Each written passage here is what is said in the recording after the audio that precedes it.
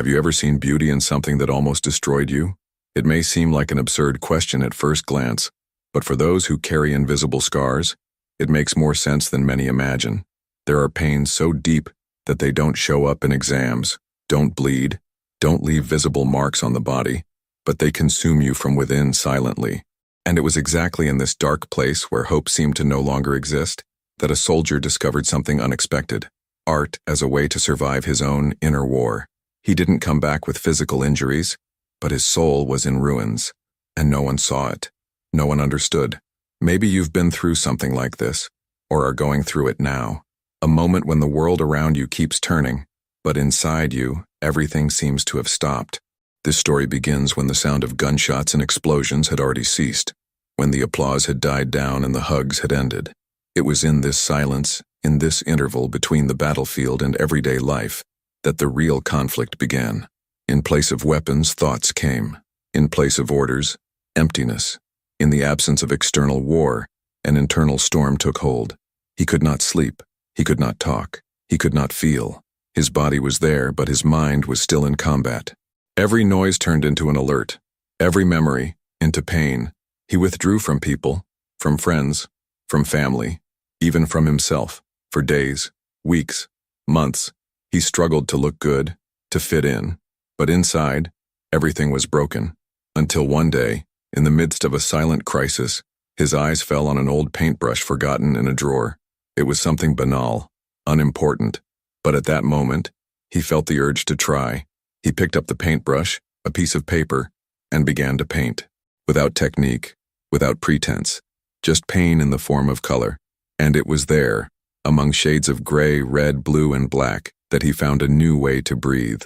With each stroke, a memory. With each stain, a trapped scream being released. Art did not cure him immediately, but it gave meaning to the chaos. Organizing suffering into visual forms was the only way to avoid being swallowed up by it. I saw beauty in pain when I began to paint my war. That was the sentence he wrote on the first canvas he finished. It wasn't a masterpiece, it wasn't made to impress anyone, but it was true. It was his. For the first time, he felt like he was pulling something out from within, that he was telling what he had experienced without having to explain it. The paintings began to accumulate, in each one, a part of the war, in each one, a part of himself. And even though no one fully understood what those images meant, he knew. He knew that he was, little by little, returning to life, not the one he had before the war, but a new one, rebuilt with paint, with pain, with meaning. What you're about to see from now on is more than a story of overcoming. It's a deep dive into the battles that many face in silence. Stay with me until the end, because this journey may open your eyes to something you may never have seen before, that there is beauty even in the darkest pain, when you learn to transform it into expression. And that transformation is where it all begins. And as he continued to paint, something else happened. It wasn't just the pain being released, it was a kind of reunion. As if, for the first time in a long time, he was able to look in the mirror and recognize himself, not as the soldier who came back destroyed, but as the man who chose not to give up on himself. Art didn't erase what he had experienced, but it gave color to what had previously been only darkness. And perhaps the most beautiful thing about all of this wasn't even what he was painting, but what he felt while he was painting. For the first time, he was able to breathe, and that, in itself, was already a miracle. If this topic resonates with you, if it somehow touched something deep inside you, leave a comment below with what has impacted you the most so far. Your story, your thoughts, or even that feeling that is hard to explain. It matters too. Sometimes it is in what we write that healing begins to find space, and you can be sure, your voice here is not only welcome, it is essential. And if this type of content speaks to you, inspires you, or helps you see things in a new way, take the opportunity to like this video. This shows that it is worth continuing to share stories like this, with truth, with soul, with an open heart. Each like is like a little light that helps this message reach further. And of course, if you want to join us on this journey, subscribe to the channel. Here we don't tell stories just for the sake of telling them. We build a community of people who feel, who care, who want to transform pain into something worthwhile. Your presence here makes all the difference. It's what keeps this flame burning. It's what shows that no one needs to fight alone. And that's exactly how he realized that perhaps the biggest step was not to overcome the pain, but to learn to live with it day after day, creating beauty in the midst of chaos. Because sometimes all we need is a safe space to feel, and a sincere way to express ourselves. He came back with his legs steady, his arms intact, his eyes open, but something inside him had been left behind, or maybe it had broken along the way. People saw a hero returning from war, but he saw himself as someone who was just breathing without knowing why. There were no medals to lighten the burden he carried. The shots had stopped, the bombs no longer exploded, but the noise inside his head was constant, deafening, and no one seemed to notice. The smiles he gave were just reflexes, rehearsed, automatic, as if his presence in the world was now just a performance so as not to scare others. On the outside, he was doing his job. He said everything is fine, said good morning, responded to messages with emojis and thanked everyone for being back. But inside, it was as if he had landed on a strange planet, with new rules, where everyone spoke a language he no longer understood. War was not just a place, it was a state of mind, and even though he had left the battlefield geographically, he still walked inside it every night, with every memory, with every uncomfortable breath. At first he tried to ignore it. He tried to go back to normal, but normal for him no longer existed.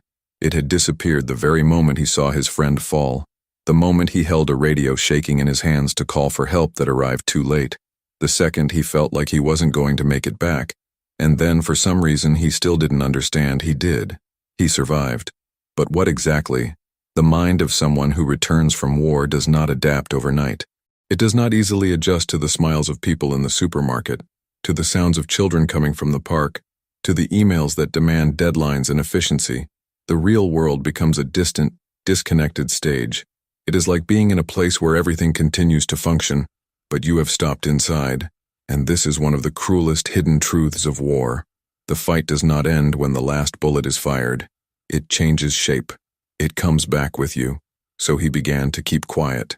First he stopped telling stories, then he stopped trying to explain. Over time, he stopped trying to understand. Loneliness began to set in, but it wasn't the loneliness of being alone. It was worse.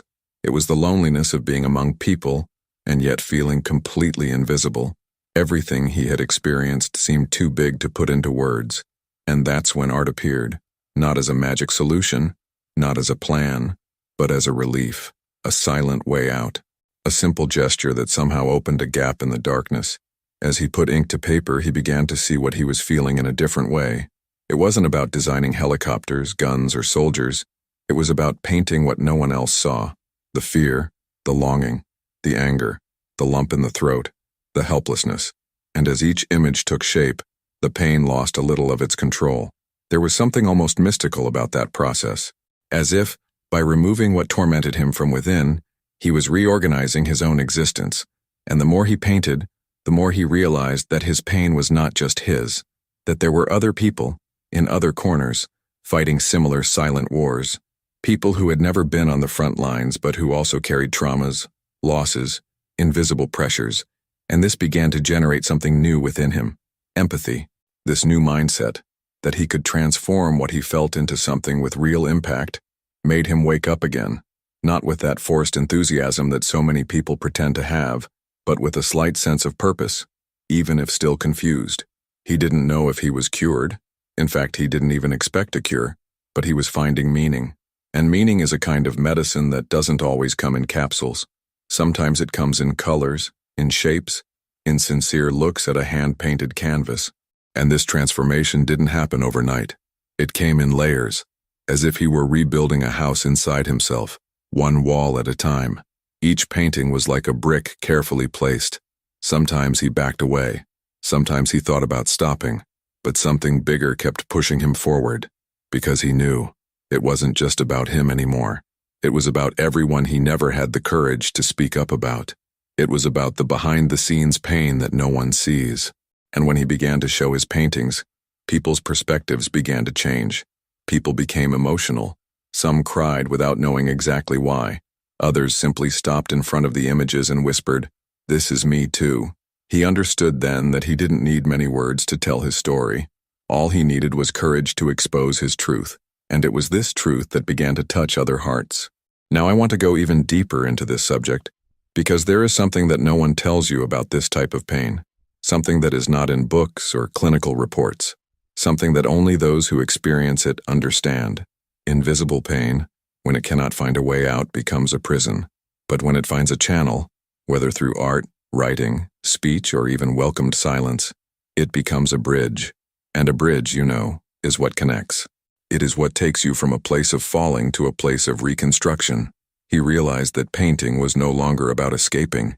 It was about coming back to himself, coming back to life, coming back to something that perhaps even he had never known before, a state of wholeness even with all the cracks.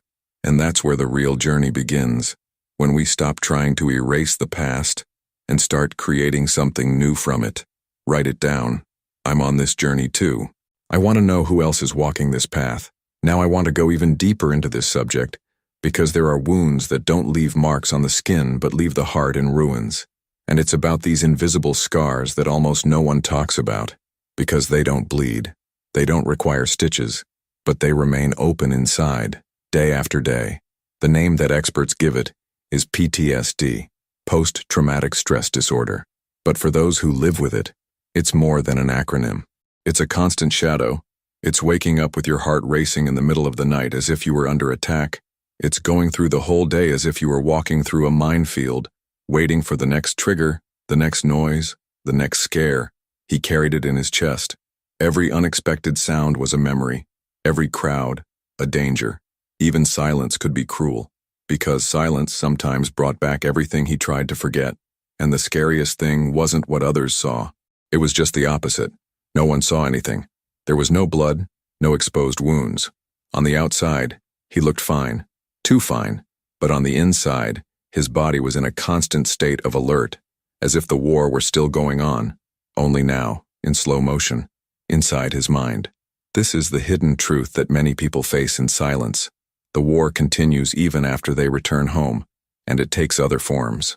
Anxiety attacks that paralyze, depression that empties everything inside, a feeling of always being out of place as if the world had moved on and he had been stuck in a time that will never return.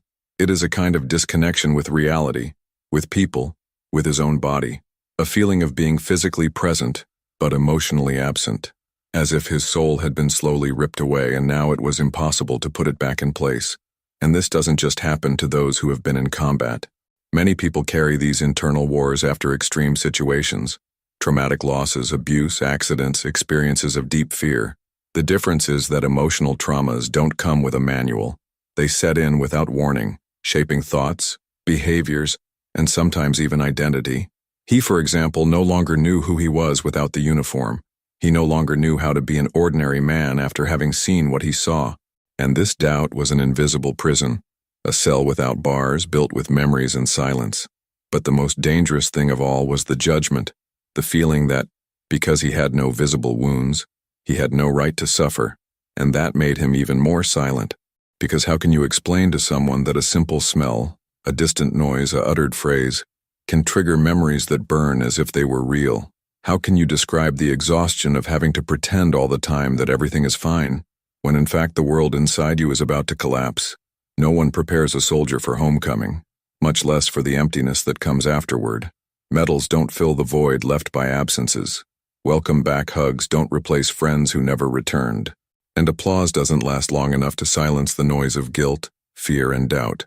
He carried all of this with him as he tried to smile at family dinners, engage in small talk, pay bills, and live a normal life. But normalcy was something he no longer recognized.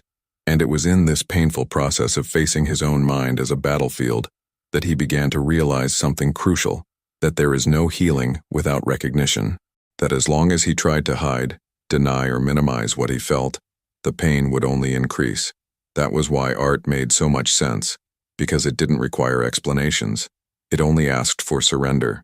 And by putting everything out there without fear of appearing fragile, he began to access layers of his own history that were buried. This journey, of course, was not linear. There were good days, bad days, and days when he could just breathe, and that was already a victory. The transformation did not come with ready-made formulas. It came with small daily decisions, getting out of bed, painting even though he didn't feel like it, allowing himself to cry, talking to someone he trusted. Each action was like a sign of silent resistance, a way of saying, I'm still here. And that, as simple as it may seem, has an immense impact. Because the truth is that when pain doesn't find a channel to escape, it turns into poison. It spreads in the form of apathy, irritation, detachment, discouragement.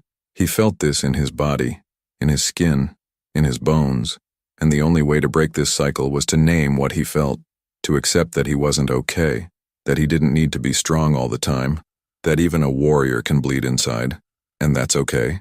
It was when he started talking about it with other people that he realized something even more powerful. There were many other invisible soldiers out there, ordinary people, walking the streets, carrying internal battles that no one can imagine, and from this encounter with the pain of others, he began to see that his own pain could have a purpose, not to be glorified, but to be shared, because there is something healing in recognizing yourself in another, in knowing that you are not completely alone in what you feel, and from that point on, art stopped being just a tool for expression. It became a bridge, a dialogue, a testimony. His exhibitions were no longer about technical beauty. They were about truth, about showing that pain can take shape, color, texture, that it can be revealed without shame, that there is beauty, yes, in transforming trauma into creation, and that this whole process, however difficult it may be, is worth it when you discover that there is life possible beyond pain. Comment here. That makes sense to me. I want to see who has already felt this silent war, or knows someone who carries scars that cannot be seen.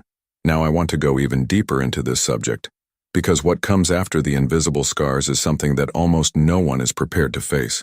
The moment when everything starts to fall apart. Not dramatically like in the movies, but silently, little by little. First it was sleep. He could no longer sleep properly. His mind would never turn off. When his body finally gave in, the nightmares would come back with violence, bringing back scenes that he swore he had already left in the past. Explosions, screams, the face of the companion he was unable to save. It all came back, again and again, until the fear of sleeping became stronger than the tiredness, and the night became a battlefield too. During the day, he tried to keep going, but it was as if he was constantly on the edge of his seat. The real world seemed distant, almost false. Conversations were difficult. People's laughter sounded strange. He began to isolate himself. First, he avoided meetings. Then he stopped responding to messages. He stopped answering his phone. It wasn't a lack of affection. It was a deep fear that he wouldn't be who they expected him to be, because deep down he no longer knew who he was, or if he wanted to keep trying. Guilt was a constant presence. Guilt for having survived. Guilt for having left behind faces that he still visited in his dreams. Guilt for not being able to go back to being the son, the brother, the friend he once was. When someone asked him if he was okay, he would respond with a smile and an automatic, "I'm fine." But the truth is that he didn't want to die. He just didn't know how to live anymore. And that thought, that feeling of being suspended in a space between life and nothingness, consumed him inside. His mind was a dark place full of locked doors, and the more he tried to ignore it, the more his thoughts got tighter. He began to lose his appetite. His body no longer felt hunger, thirst, or desire. It just existed. Getting out of bed required an effort he couldn't explain. Sometimes he would spend hours staring at the ceiling. Other times, he would walk aimlessly, trying to escape from himself, but you can't escape your own mind. And that's when he hit rock bottom, the point where even hope seems ridiculous. When you stop making plans, thinking about the future, caring about what comes next, things have lost their flavor. Time has lost its rhythm. The days have become nothing more than repetitions, waking up, surviving, fading out. And at that bottom of the well there were no screams. There was silence. A cold, muffled, paralyzing silence. It wasn't drama. It was real. A total disconnection from everything that made sense before. As if the soul had withdrawn, leaving only the body there, wandering. But pain, even silent, sometimes calls for help. And his came unexpectedly. Not through someone, but through an old memory. A moment from his childhood, when he painted with his grandfather on the porch without knowing that that gesture would one day return with such force. He remembered it on one of those days when there was nothing else. He looked at an old box with some painting materials stored in the closet and, without thinking much, took out a piece of paper, chose a dark color and began to slide the brush. There was no emotion. There was no immediate relief. But there was movement. And after so much time paralyzed, that was already a beginning. Little by little, this repeated gesture began to open small cracks. He didn't paint for talent, nor for aesthetics. He painted because he needed to express everything he couldn't say.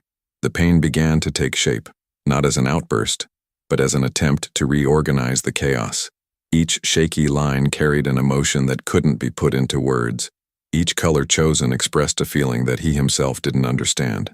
And that's how he began to understand that perhaps living wasn't about erasing the past, but about learning to make sense of it. This was the first conscious decision he made in a long time, not to run away from the pain, and that took courage, a lot of it, because looking inside when all you see are ruins is not easy. But there, in that dark depth, something new began to be born, not hope yet but presence, a feeling that he was still there, even broken, and that however small it seemed, was the sign that there was still something to be built. The transformation began slowly, first in the way he dealt with his own thoughts, then in the way he observed the world around him. He began to pay attention to the sounds of the street, the colors of the sky, the smells of the morning. Small things that had previously made no difference at all. Now they seemed part of something bigger, part of an honest attempt to reconnect with life. This change in mindset did not happen magically. It was nurtured every day, with effort, with falls, with relapses, but also with moments of lucidity, with the revelation that even if he still didn't know how to move forward, he had the right to try, and the freedom to create a new meaning for what he had experienced. It was from that point on that he understood. It wasn't about going back to being who I was, but about building little by little a new me, more conscious, more true, more whole within the cracks. Comment here. I'm on this journey too. I want to know who else is starting over, even without knowing exactly where they're going. Now I want to go even deeper into this subject, because there is a moment, almost always unexpected, when everything changes direction, not because the pain disappears, but because it begins to transform. That's exactly what happened to him. After so much time in the dark, in silence, inside a body that breathed but did not live, something small broke the pattern. A seemingly simple gesture, but loaded with meaning. He was in his room, sitting on the floor without any energy or plans, when he opened an old box forgotten in the closet. Inside, among yellowed papers and old notebooks, there was a case with brushes and some tubes of paint. Things from years ago, from his childhood, his adolescence, perhaps from a time when life still had a taste. His hand paused over the brush with a strange kind of curiosity, as if he were touching something sacred and yet distant. He didn't know why, but he picked up a blank sheet of paper, placed it on the table, and without thinking much, let the paint flow. It was as if at that moment he had found a door, not an exit, a door, and that alone was immense for someone who had been trapped inside himself for so long. The brush trembled in his hand. The colors didn't follow any logic. There was no technique, there was no beauty, but there was expression. For the first time, his pain was coming out, taking shape, color, movement. It was at that moment that something different happened. He didn't cry, he didn't smile, but he felt, and that was enough. Because it had been months, maybe years, since he had felt anything other than pain and guilt. That first image didn't represent anything concrete, but for him, it was the perfect portrait of what he was experiencing. Confusing spots, intense lines, dark colors mixed with unexpected tones. It was like looking in a mirror and seeing for the first time something that made sense, even if it wasn't clear. It was when he touched the paints that he felt something different. For the first time, pain turned to color. That was the breaking point, the beginning of a silent transformation. Something inside him understood that perhaps the way forward was not to erase everything he had experienced, but to learn to dialogue with it. Each brushstroke was a conversation with his own past. Each chosen tone was an attempt to translate what not even words could. The process was confusing, intense, and sometimes frustrating, but it was also alive. And for someone who was just surviving, this was already much more than he could have imagined. He began to repeat this gesture every day, sometimes for minutes, other times for hours. He painted without waiting for approval, without showing it to anyone.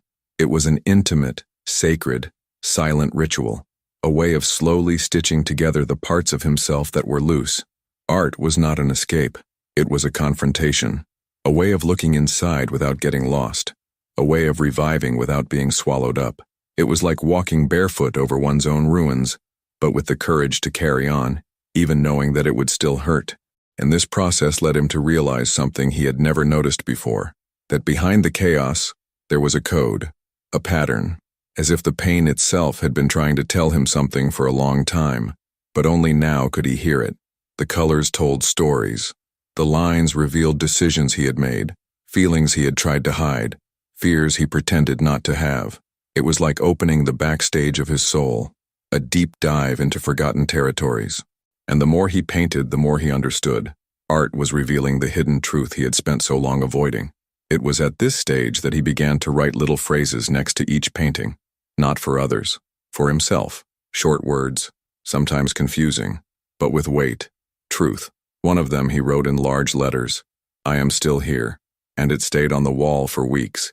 Every time he looked at it, he felt a mixture of pain and resistance, because yes, it still hurt. But now he was present. For the first time in a long time, there was presence. There was an I inside him again. Fragmented, yes, but present. The impact of this awakening was greater than he imagined, because it didn't just stay on paper. Little by little, he began to see the world around him with a different perspective. It wasn't a naive or romantic perspective. It was a real perspective.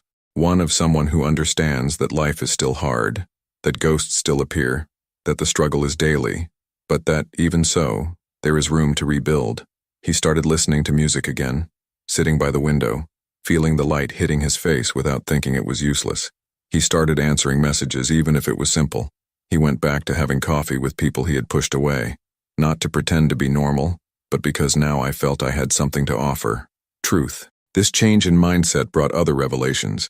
He understood that suffering no longer had to be just a burden, that it could be language, a message, a bridge, not as a pretty speech, but as a natural result of the transformation he was experiencing. He no longer wanted to hide what he had been through. He wanted in some way to show that it was possible to get through, not without scars, but with awareness. And this gave him a sense of mission. Not in the heroic sense, but in the human sense. That of sharing the path, that of being a voice for those who are still silent. It was at this point that he decided to put his paintings on display, not in large galleries, but in small spaces, with soft lighting, soft music, and space to listen. Ordinary people with different stories would pass by and stop. They would look, they would feel, they would often cry without knowing how to explain it. And he realized that pain, when shown truthfully, has the power to heal others too. Not because it brings solutions, but because it brings connection, and connection heals. Comment here. That makes sense to me. I want to know who has already had that moment of rupture, that spark that seems small but ignites everything inside. Now I want to go even deeper into this subject, because what began as an almost instinctive, even impulsive gesture, became the central point of his reconstruction. He didn't know exactly what he was doing at first, he only knew that he had to keep going. And then day after day he got closer to his own pain, not as an enemy, but as someone willing to understand what it meant. The brush became a confession, the paint became a memory, and the canvas, a mirror that finally reflected what no one could see from the outside. He painted everything. There was no censorship, fear, anger, guilt, shame, longing, despair. Everything found space there, a mixture of scenes that only existed within him. The face of the soldier lying on the ground, the look on the face of the boy he couldn't save, the sounds of war that still echoed in his chest even years later. But he also began to paint moments that never happened, but that he yearned for so much. Hugs that you never gave, words that he never managed to say, new beginnings that only existed in his imagination. Art became more than expression. It became liberation. And this is not an isolated perception. Studies conducted in various parts of the world have already shown the therapeutic power of art in trauma recovery, not only in veterans, but in people who have suffered abuse, loss, and catastrophes.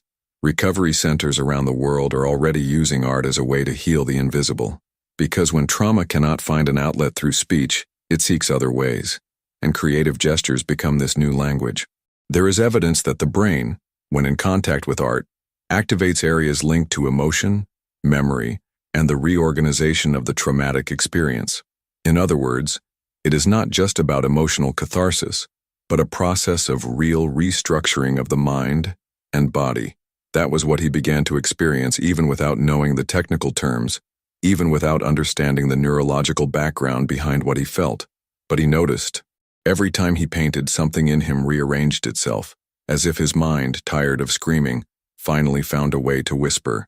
And in those whispers, he heard things he had never been able to admit. He realized how the trauma had infiltrated his decisions, the way he related to others, the habits he cultivated to numb himself. And more than that, he realized that there was still a desire for reconstruction, even if timid, even if discredited. After these discoveries, painting became part of his daily life. He set up a corner in his room just for this. It wasn't a professional studio.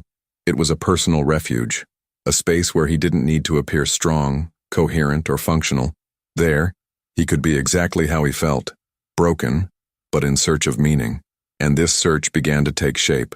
Over time, he began to paint not only the pain, but the fragments of beauty that he still found in his days. A ray of sunlight coming through the window, the look of someone on the street, the memory of an old song. Small moments that, before, went unnoticed, now came to life on the canvas.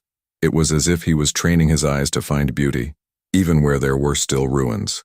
And this was not a denial of pain. On the contrary, it was a kind of courage, the courage to acknowledge what hurt and still try to build from it. He learned that pain and beauty are not opposites. Sometimes they are sisters. They grow together. One reveals the other. And understanding this completely changed his mindset. He stopped seeing trauma as a sentence. He began to see it as a passage, not as an end, but as part of a journey. And it was at this point that he felt ready to do something even more challenging, to show his paintings, to open his inner world to others, not as an artist but as a survivor, as someone who, despite being afraid, decided to tell his story with paint. The first time he exhibited a painting, his heart raced, his hands sweated, but something inside him told him it was necessary. He hung the canvas in the community space in the neighborhood, without explanation, just the image. Whoever wanted to feel it, could feel it. The reaction was unexpected. People stood before the painting in silence. Some cried, others asked questions. Some said, "It seems like you painted something I've never been able to explain," and that affected him deeply. Because until then, he thought his pain was unique and incomprehensible, but at that moment he understood that by showing his truth, he was building bridges. And that's what a bridge is, something that connects two worlds that, until then, felt isolated. Art became this meeting place, not only with others but with himself. He began to understand that he no longer needed to run away from what he felt, that he could embrace it, that he could translate it, that he could even transform it. That was the word that made the most sense now. Transformation, because it was not about erasing the past, but about reorganizing the present based on it, as if life were finally gaining new layers of meaning. And that's what art does to those who allow themselves to go through it. It doesn't demand ready-made answers, just presence, just surrender. And he was willing to do that, because now he understood that his journey had value, even with all the falls, even with the difficult days, even with the memories that still hurt. It was all part of a larger process, where each color used, each finished painting, each shared expression, was a seed of healing, not only for him, but for everyone who crossed his path. Write it down. I'm on this journey too. I want to know who else is discovering that pain, when it finds space to breathe, can become art. And that art, even without promising a cure, can point the way. Now I want to go even deeper into this subject, because over time, those paintings began to tell stories that he didn't even know he still had. They weren't just paintings. They were maps, visual records of an internal journey that few people saw, but that he felt pulsating in each line, in each layer of paint. It didn't matter the size of the canvas, the type of paper, or the quality of the material. What mattered was what came out of it, and the more he allowed himself to express it, the more he understood that he was, little by little, rebuilding something essential, his own identity. There was one painting in particular that moved him in a different way, a completely gray, undefined background with a human figure with its back turned, walking towards a distant point of light. There was no face, no expressions, just the body leaning forward, as if it were moving forward with effort. On the side, red lines like open wounds, and behind the figure, black shadows that looked like tentacles trying to pull it back. To someone watching from the outside, that might seem abstract, but to him, it was accurate. It was the portrait of his silent struggle against everything that tried to paralyze him. Each brushstroke was a scream, each color, a piece of the war being freed. Another painting showed a face divided into two parts. On one side, a serene, almost motionless expression. On the other, expressions of despair overlapped, distorted, as if several emotions were trying to escape at the same time. It was the image of internal conflict, of the attempt to maintain control in the face of chaos. He looked at this painting and understood how much he had learned to hide, how many times he had smiled when everything inside him was crying out for help, how many times he had answered, "I'm fine," when he was falling apart inside. It was a silent but powerful confession, a record of what he could not, or did not want to, verbalize. He also had a series of smaller paintings, almost studies, that he made on days when he felt like he was going to break down. They were just patches of color, with no defined shape. But if you looked closely, you would notice a repetition. The constant use of deep blue, almost black as a base, and over it, white splashes and gold lines. He never explained why, until one day, on his own, he understood. The blue represented diving, the dark, the bottom of the well, but the white and gold dots were like breaths, like small glimpses of life that he found in the midst of suffocation. Each of these paintings was a reminder that, even on the hardest days, he still found a way to breathe. The most surprising thing was that the more he delved into this expression, the more he realized that the paintings weren't just depicting his past, they were shaping his new way of seeing the world. It was as if each piece was a different lens, helping him understand his own story with less guilt and more compassion. He began to realize that part of the pain came from the way he judged himself, from how much he blamed himself for not having gotten over everything sooner, as if there was a right time to recover. But there, among the colors and shapes that emerged, he allowed himself to be imperfect, incomplete, human. This change in mindset was essential to his transformation, because what had previously been just pain began to become liberation, not because the pain disappeared, but because it now had a place, a space to exist without suffocating. He no longer needed to pretend he was fine. He didn't need to explain every feeling. The paintings spoke for him, and curiously, they spoke to others too. It was common to see people stopping in front of the paintings, remaining silent, as if they were touched by something they couldn't name.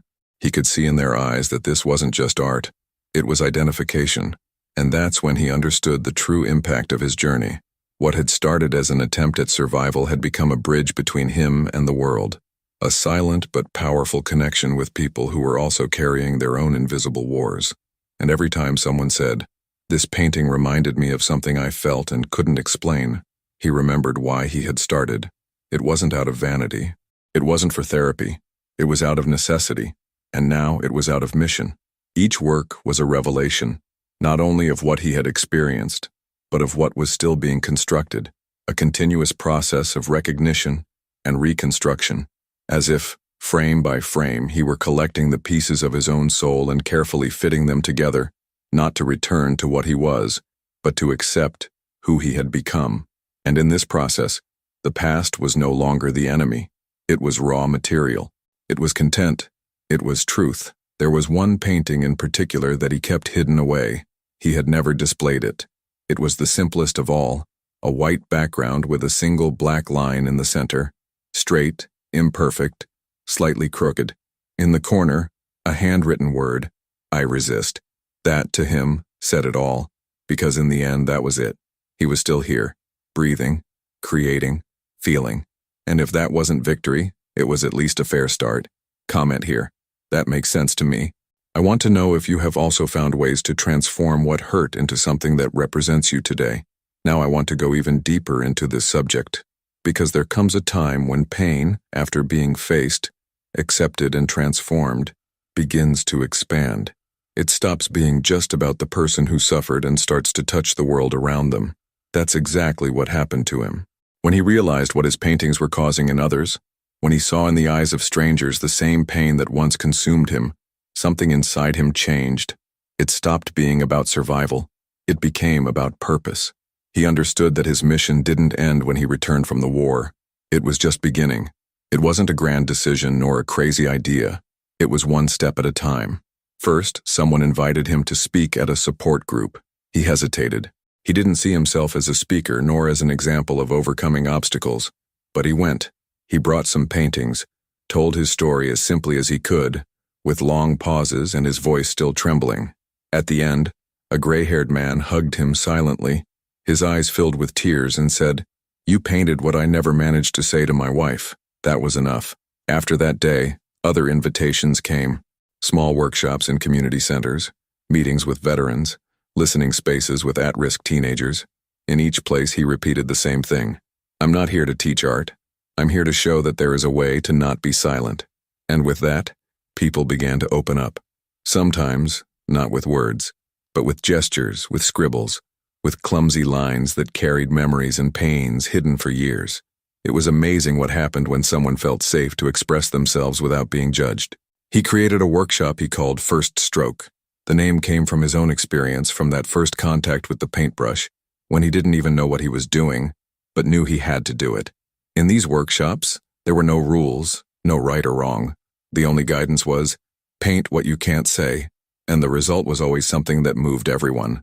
There were paintings that spoke of mourning, of broken childhood, of forced silence. But new colors also began to emerge. Timid hope, reconnection, a new beginning. Little by little he began to understand that it was no longer about him. It was about the impact his vulnerability could have on others. It was about allowing each person's pain to find a way out, a space to breathe.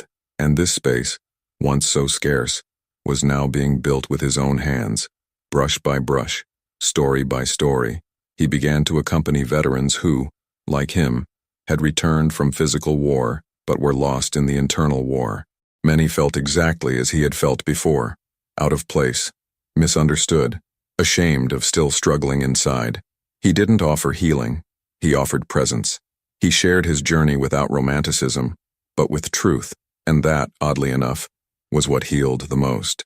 Because there is something profoundly transformative in seeing that someone has already been through the same abyss as you, and managed to build a bridge. Not a perfect bridge, but one that you can cross, even if you're afraid. Even if you stumble. His mission took shape. He created projects in schools, rehabilitation centers, and prisons, places where pain often hides behind high walls and thick silences. And in each of these spaces, he brought what he now knew how to do: listen with his eyes and speak with colors. The paintings began to be donated, auctioned, and hung in places where other people also needed to remember that they were still here. But perhaps the most beautiful thing of all was realizing that by helping others express themselves, he was also healing himself. Because trauma doesn't just happen with a click. It settles in, and sometimes it comes back. But now he knew how to deal with it. He knew how to name it. He knew how to create. And most importantly, he knew that his story, with all its ups and downs, was useful. It was light on a dark path. This new mindset gave him a sense of responsibility, not as a burden but as an opportunity. The revelation that what had hurt him the most could become the most fertile part of his existence. It was as if life had given him back what the war had tried to steal, the ability to make an impact, not with weapons, but with humanity, with art, with listening, with presence. At an event, someone asked him what else he had learned during this whole process. He thought for a few seconds and answered with something that seemed simple but carried everything. "I learned that what we don't cure, we transmit, and that what we transform, we multiply." This phrase stuck in the minds of those who were there, and it perfectly sums up what he has become: a multiplier of courage. Someone who not only survived, but chose to live with meaning. He chose to make his own story an instrument. Today he still paints, not always with the same intensity, but always with the same purpose. The paintings continue to come out of his hands, but now, many are accompanied by other paintings, from other hands, from other survivors who, inspired by his journey, decided to do the same, transform pain into a mission. And the most incredible thing is that even when the lines are simple, even when the ink runs or the paper tears, it has value, because it is true, because it is human, because it is liberating. Write it down. I'm on this journey too. I want to know who else is discovering that their own pain can be the beginning of something bigger. Now I want to go even deeper into this subject, because perhaps the hardest part of this journey is not dealing with what has already been experienced, but recognizing what is still hidden. And that is where this conversation touches on a point that is no longer just about him, nor about war, nor about paints, but about me, about you, about all of us. Each person carries something, an unspoken pain, a memory that still weighs heavily, a story that has never been fully told, and even if we learn to disguise it, to move on, to fulfill our daily obligations, that does not mean that the pain has gone away. Many times, it just stayed quiet in a corner of our chest waiting for a place to come out. What if your pain also has color? What if what you have experienced, and which seems too heavy to be named, can be transformed into expression? It doesn't have to be with paint. It can be with words, with music, with dance, with clay, with photography, with silence transformed into prayer, with active listening by those who choose to be present. The truth is that there is something inside each of us that needs to be said, but not necessarily with our mouths. Because pain, when repressed, creates walls, but when expressed, it opens paths. Paths that sometimes not only free us, but also reach and heal those around us. That is why looking within is so urgent. Because in this world where everything is fast, practical, automatic, we forget to feel deeply. We forget that there is beauty even in what hurts. We forget that wounds, when acknowledged truthfully, can be transformed into powerful testimonies. And that is precisely where the most important revelation of all this lies. Pain does not have to be the end of the story. It can be the beginning. It can be raw material. It can be language. Have you ever stopped to think that perhaps what hurt you is also what can make you flourish? Not as compensation, but as a possibility. Because it's not about erasing what happened. It's about allowing it to take on a new form. And from that form, generate impact, change mentalities, inspire decisions, create real connections with those who are also trying to understand where to place their own suffering. There is a hidden truth that few people see. No one comes out of life unscathed, but everyone has a chance to transform their baggage into something meaningful. And this starts with an honest question. What are you keeping inside? What are you trying to keep quiet? What has been stuck inside you because at some point no one listened to you, no one asked you, or you yourself thought it wasn't worth feeling? Maybe, until today, you have carried this alone. Maybe you convinced yourself that it was better to bury it, ignore it, move on. But is that really true? Is hiding what has affected you the best way? Or is courage, precisely, in bringing to light what has been suppressed for so long? The impact of this is not only internal, it spreads. Because when a person allows themselves to be true to what they feel, they open up space for others to do the same. And this generates an effect that goes far beyond you. It goes beyond the pain. It touches others. It creates bridges. So I ask you, what if your war could also become art? Not in the classical sense, nor in the technical concept, but in the deepest, most human sense. What if the beauty of your pain was the bridge to someone's healing? Someone you might not even know. Someone who, just like you, is also trying to understand how to move on. Sometimes, all that someone needs is a gesture from you, a story told with courage, a color that represents what silence could not show. It doesn't matter how you do it. What matters is taking the first step, putting a little bit of yourself out there in the world in an authentic way, with truth, with dedication, because there is nothing more liberating than admitting what you feel, not to hold on to it, but to finally move forward consciously. And when that happens, everything changes. The pain doesn't disappear, but it takes on new meaning. It finds a place where it can exist without consuming you, a place where it becomes strength, where it becomes a bridge, where it becomes art. Comment here. That makes sense to me. I want to know who else feels that their story is waiting to be told. Maybe with words, maybe with color, maybe with a simple act of courage. Now I want to go even deeper into this subject, because there is something that is rarely said in so many words, but that is perhaps one of the most important truths we need to hear. No one comes out of life unscathed. Everyone at some point will go through their own personal battles, some more visible, others completely silent. But what makes the difference is not the size of the pain. It is what you decide to do with it. Because in the middle of the storm, between one fall and another, it is possible to discover paths that were not on the map. Paths that only reveal themselves when everything seems too dark to continue. That's how it was with him.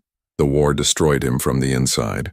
But the reconstruction began precisely when he agreed to look at the rubble and saw there, raw material, a new foundation. Not to go back to being what he was before, but to become someone even more whole, deeper, more connected to what really matters. And this doesn't happen with ready-made formulas.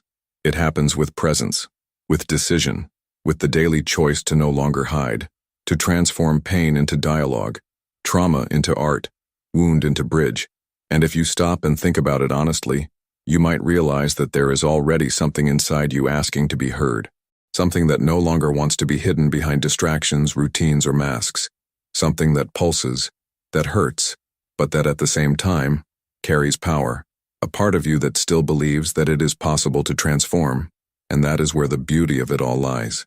Realizing that your story, no matter how fragmented it may be, still has a voice.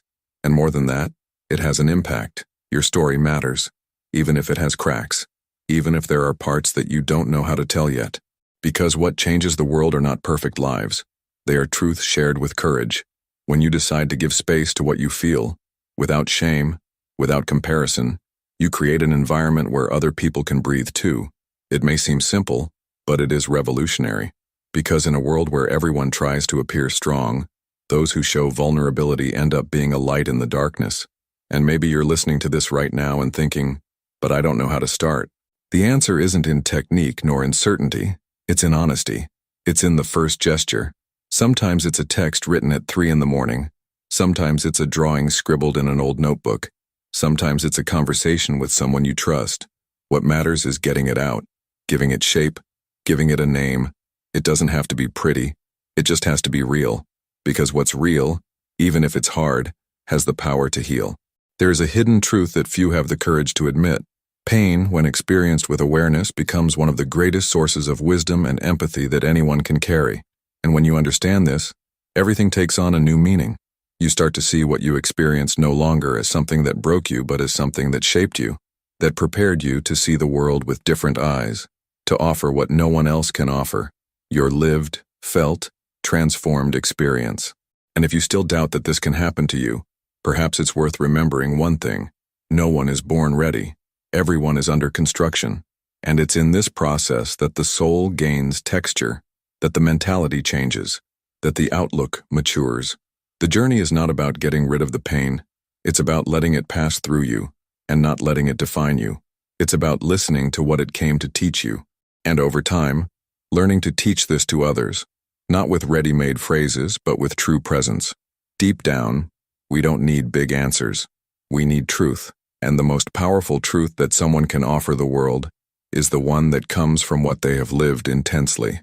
So if this story touched something deep inside you, if it awakened a corner of your soul that had been silent for too long, perhaps now is the time to give it a voice, to allow your pain to find color too. And more than that, to accept that your journey has value. Write it down. I am also painting my war. I want to know who else is turning scars into paths. If you've made it this far, it's because some part of this story spoke to you in a special way. And that's exactly why this space exists. For us to share real experiences, open up conversations that are usually kept hidden, and give voice to what is often not said out loud. If this video made you think, feel, or simply take a deep breath, leave your comment here with the phrase, "I'm with you until the end," just so I know you walked with me this far. Subscribing to the channel is a simple way to continue being part of this journey. Here together we build a place for reflection, transformation, and presence. Each video is made with care because I believe that stories like this have the power to touch, heal, and inspire. And if you felt that way today, a like from you will also help this message reach more people who may need this exact conversation. And since you're here, there's a video on the side that complements everything we've experienced now. Click and stay with me there. We still have a lot to discover together.